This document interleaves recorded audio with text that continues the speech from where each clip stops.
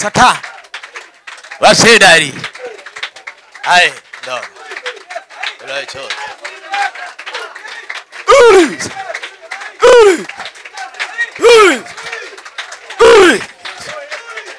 Satan hai masih Satan nyingi Yesu Chingarat.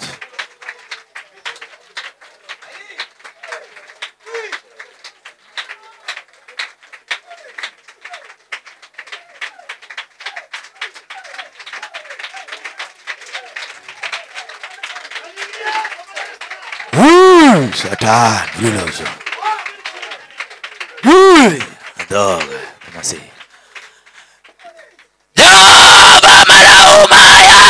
Wadasingro kiasumisango wero malar wadaro bagimudo mesia modare nyingi asinara lang Satan wakuango nyawi kuange apaka modaro nyawi dari walokore kumi jala misango chakwa dua nyingi Yesu jala Atelana kapole pole Yesu ruoda atelana Ye adwaro lo ege kenan Ye uno telona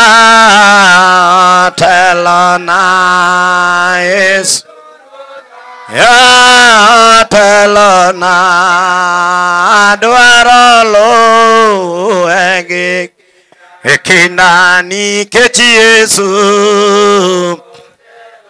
Adiera ndalo moro Pinyine berena ndalo Pinyine rachina Toka tober toka Ay kuru Yesu Wanengema telona tel Ulo Yesu ruda tel Uno adwara lo ege kena nikech Uot Jalimbe toka tichina Mage pinyi noru Kumangwanane anadhie polo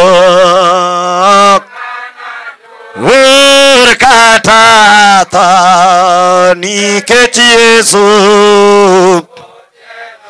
Hosana telona Yesu otelona egikenda nikech Yesu otelona. Kwachungo kamano to abiro yudo lamo mar okinyi ma kawuono. Ka ng'at ma timbene mono yotimo richo matimo tim makare kendo malong'o to reso ngimane. Ayie ni timbena mono kendo gichando chunya seche duto. Geng' wang'ni richona kendo luok timbena mono duto. Nyasaye miswango midwaro en chuny mamuol nikech ok indak chuny motur kendo ma jogi richo. Ruoth ria gi bura to ok mirimbi nono dipo kitieka chuth. Lokru chunyu nikech polo chiegni. Biro dhi kawuora machni ura sekethe nyim polo kendo nyimi koro ok awinjore mondo iluonga ni wuodi. Ruoth Nyasaye ketna bura nyatichni mar onge makare nyimi. Kwa wacho ni onge richo to ondre kendwa kendo adieri onge chunywa to kulo richo to Nyasaye onwa gi kendo pudho kuom tim duto moko dhi kare nikech en jadier otimo mana gik makare.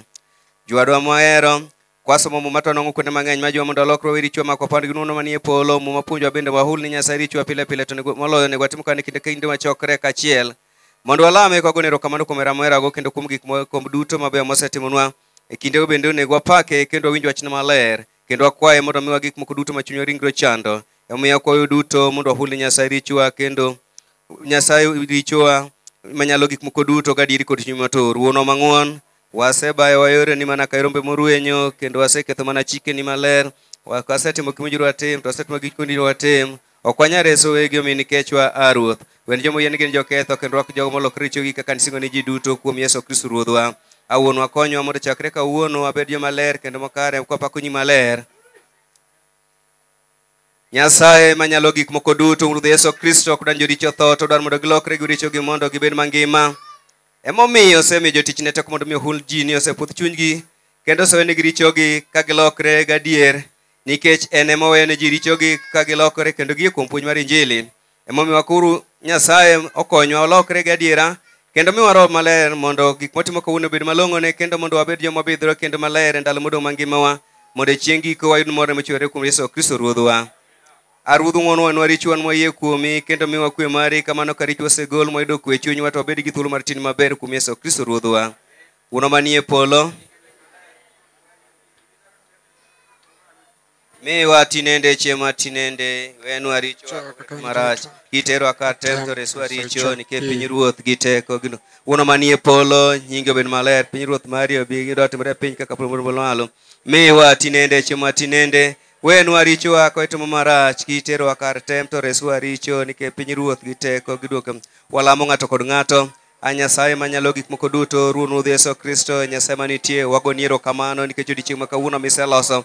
Waluonge ni kawuono Jehova, oganda mang'eny ogombo nene Ruoth ok ginene. Ruoth wan iloso odiechieng'ni wanene, Ruoth waduoko ni erokamano. Erokamano ngima misemiwa, erokamano nikech rit miseritowago bende erokamano nikech isebedo jakorwa kiwuotho kodwa koni koda koni. Erokamano nikech bende isechung' kodwa Jehova yore duto mwasebedo kwawuothe. Erokamano nikech isechiko nyithindi mobedo kamoro achiel Nyasaye. Malo ni koro lamwa rit wachok wabed jogi kinde kod kinde mondo mwane gigo maber Nyasachwa misechano mondo kiloso ne jogo miloso ne pinyruoth polo mari Jehova maduong'. Ritwa pile kod pile kendo malo ni gigo duto mwatimo Nyasaye. Ruodhoni mondo mitele kitwedo jaloch kendo kibedo Ruoth mar polo malo. Nyasaye luongo nyingi nikech onge Nyasaye machielo in kende. Lamne jogo duto manie chokruogni duto, joma dongo joma tindo machalre, joma tuo manie chokruok mondo mane changi kendo joma chang mondo gido chang mana kokalo kuomi kende. Wan bende mwan ka Ruoth mondo isirwa. Jogo duto mowe chien bende motele ng'ato kod ng'ato. Wayie ni intie Nyasaye. Malaika mari mathin mokelo loso Nyasaye makawuono poni yo Nyasaye biro. Ruoth wan wayie ni entie obiro kendo chopo kodwa ka. Nyasaye chwa telne kochopo ka Ruoth chopo ka Ruoth wan aduok ni erokamano. Beduru obed nyathini mana kitalo kuomi yie.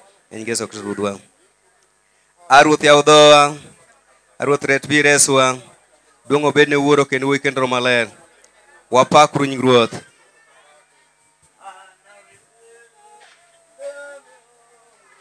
Kuom Kristo mano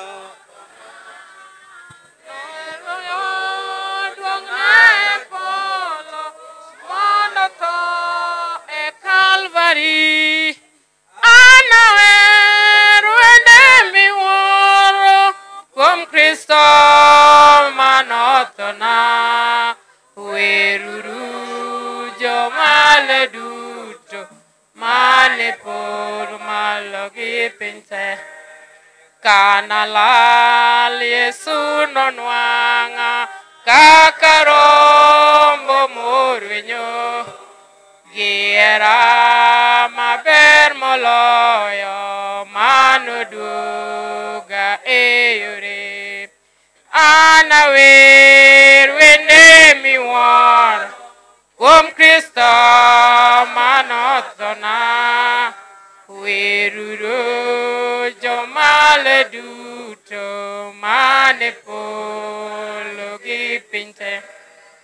Jawarna nowara chuth kuom richo manoloya. Naketho luoro nomaka to noresa kuom duto. Anawer wende miwuoro kuom Kristo manothona. Weruru jomale duto mane polo gi piny te. Dobiro kuoma kaneno chuny lit bende, to jawana ok oweya, ohoya maber pile. Anawer wende miwuoro kuom Kristo manothona. Weruru jomale duto mane polo malo gi piny te. Amina.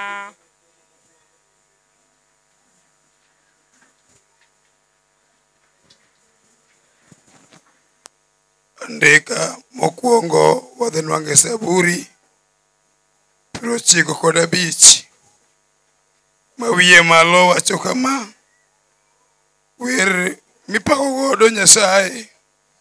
Andika lero: biuru wapak Ruoth Nyasaye gi wer, waweruru gi mor ne jaritwa kendo jawarwa. Wadhiuru e nyime wagoyo ne erokamano, kendo wawerne wende mag pak gi ilo. Nikech Ruoth Nyasaye en Nyasaye maduong'. Ruoth maduong', Ruoth maduong' moloyo nyiseche duto. Onni matut mag piny ni e lwete, kendo gode maboyo bende mage. En gi loch kuom nam, nikech en ema ne olose. Piny bende mare, nikech en ema ne ochweye. Biuru wakulre piny e nyim Ruoth Nyasaye ma jachwechwa, mondo walame kwagoyo ne chongwa piny. Nimar en Nyasaye chwa, wan joge, kendo oritowa kaka jakwath rito jambe. Winjuru duonde. Kawuono owacho ni kik wiu dok matek kaka ne wi kwereu odoko matek. Kane gin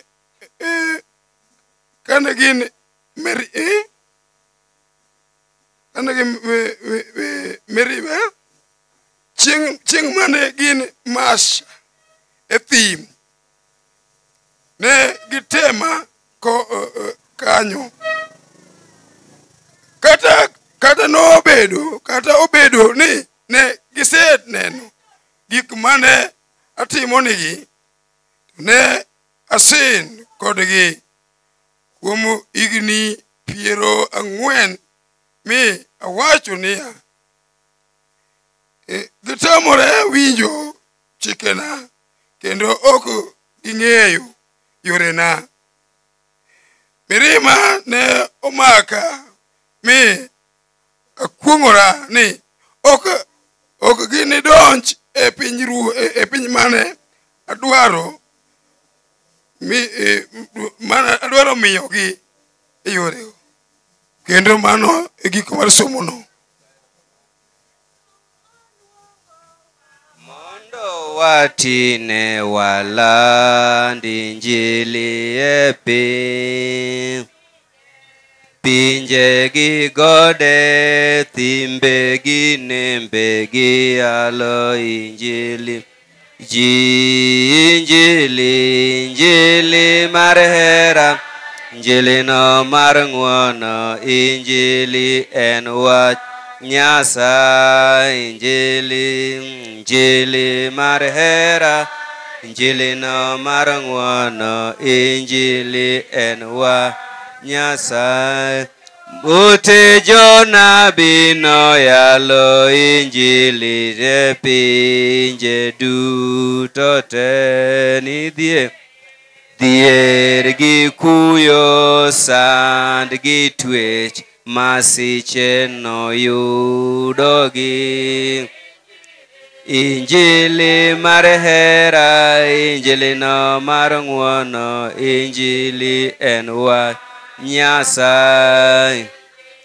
Injili mar hera, injili no mar ng'wono, injili en wach Nyasaye. Ni mudho mar pinyni ogeng'o injili, to Roho telonwa.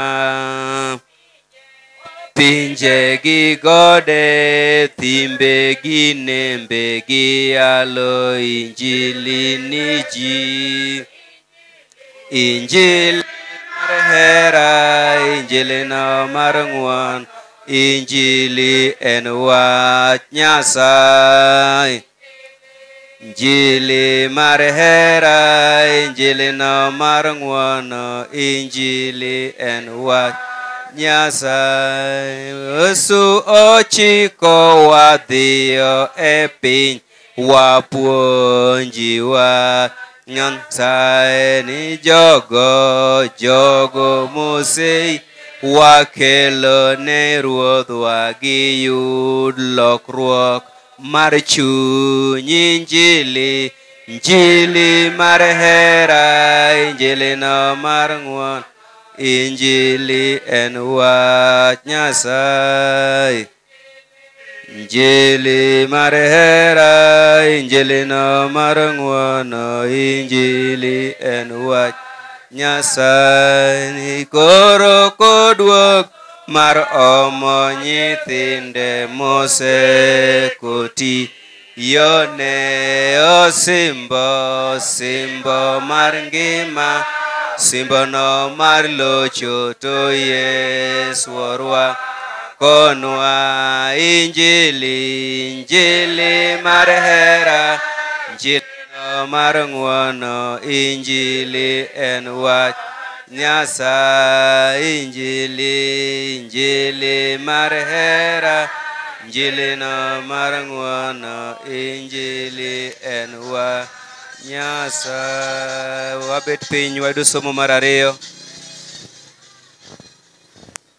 Somo mar ariyo wayudo kuwuok e kitabu mar Mathayo 21 nyaka 10 matindo. Ochake 1 matindo mawacho kama: e wiye malo ji orwako Yesu gi mor kodonjo Jerusalem. Kane gichopo Bethfage e got Zeituni man machiegni gi Jerusalem, Yesu nooro jopuonjrene ariyo nyime kowachonegi niya, dhiuru e dala man nyimu cha, to gi kanyo nogo mudonjo ubiro nuwang'o kanyna mutwe kaachiel gi nyathine. Gonygiuru mondo ukelnagi. To ka ng'ato penjou gimoro, to wachneuru ni wuon-gi dwarogi. Kowinjo wachno, to ubiro yie ukawgi mana gisano. Mano notimore mondo wach mane janabi owacho chopi. Nowacho niya, nyisuru jo-Sayun ni neuru ruodhu biro iru kamuol, kendo koidho kanyna. Chutho oidho kanyna matin, adier en mana nyathi kanyna. Jopuonjrenego nodhi otimo kaka Yesu nowachonegi. Negikelo kanyna gi nyathine mi gipedho lepgi e dieng'egi mi Yesu obetie. Ji mathoth nopedho lepgi e yo, to jomoko nong'ado bede yien ema nopedho e yo. Jomotelo nyim Yesu Ko joma ne luwo bang'e nokok niya, duong' obed ni wuod Daudi, ogwedh ng'ama biro e nying Ruoth, duong' obed ni Nyasaye e polo malo. Kane Yesu odonjo Jerusalem, dala duto nosakni, ka ji penjore ni jali en ng'a.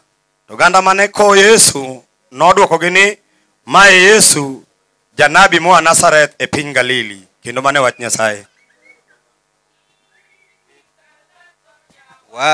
Warna winji lamona hawino maduong' ma ipolo malo kiko kadha to.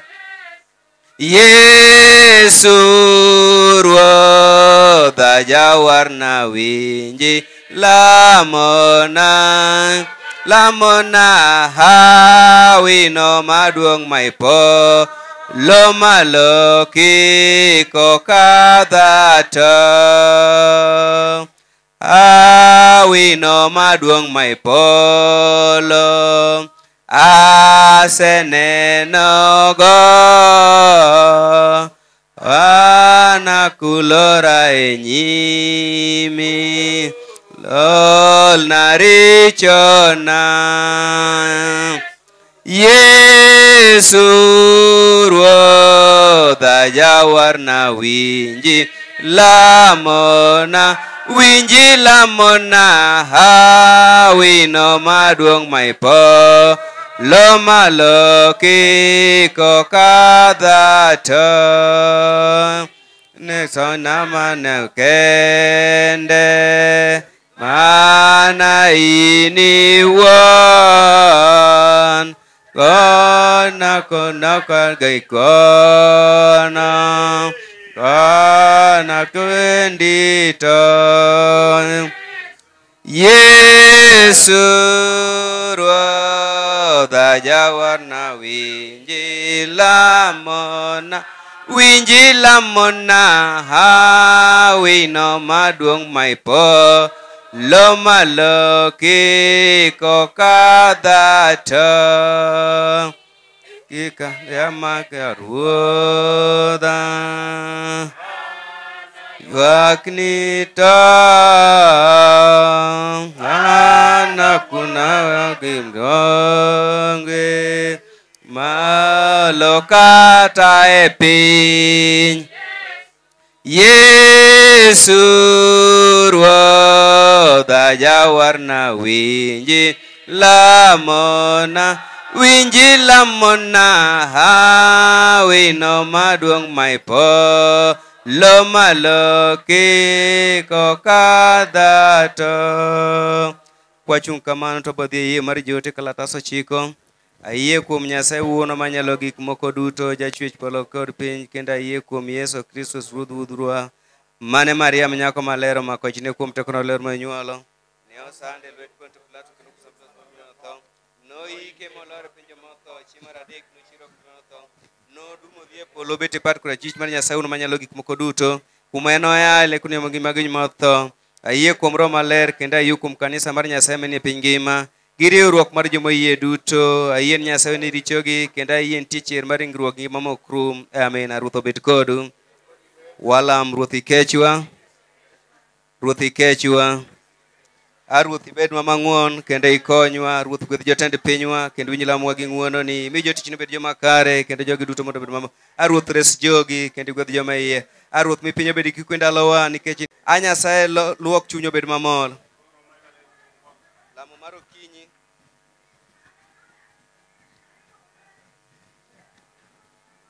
Auchiel kod ang'wen.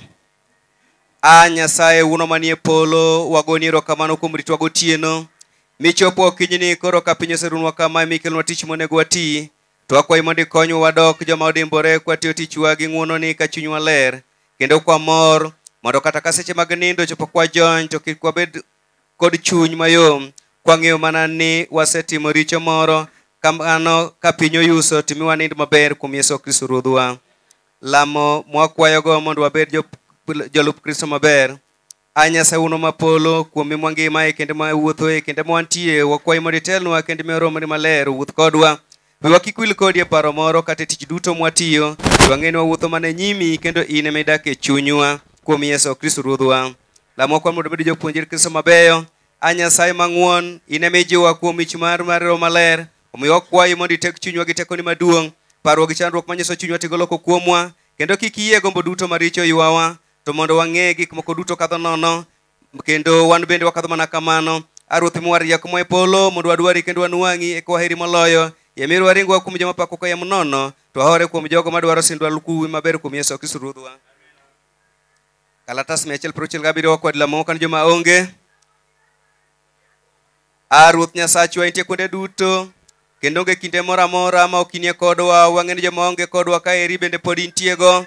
Emomiyo wakwayi mondo irit jogo duto mwahero makoro onge kodwa ka, to kaka wan e achiel kodi, kendo gin bende gin e achiel kodi, wang'e ni gin kodwa wan e achiel, kata kobedo ni gin mabor kodwa kamano, nikech ramiro tuwewa kachiel e riwruok mar joma tiyoni e nying Yesu Kristo Ruodhwa.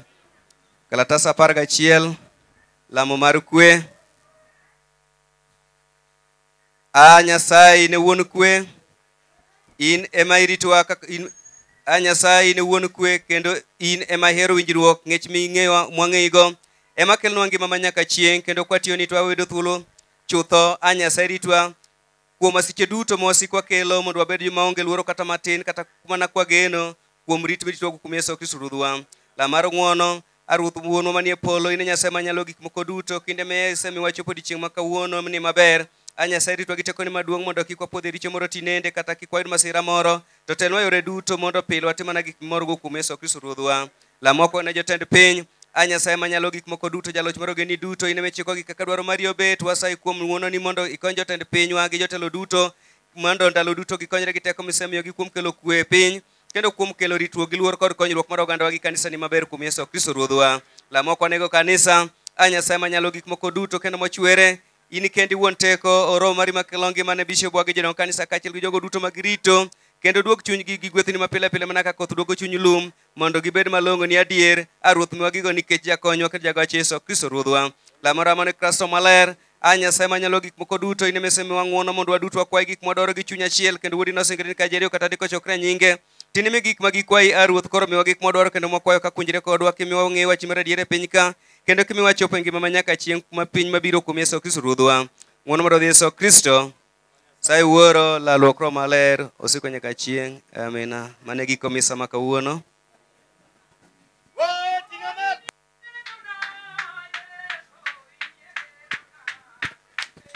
Inie keno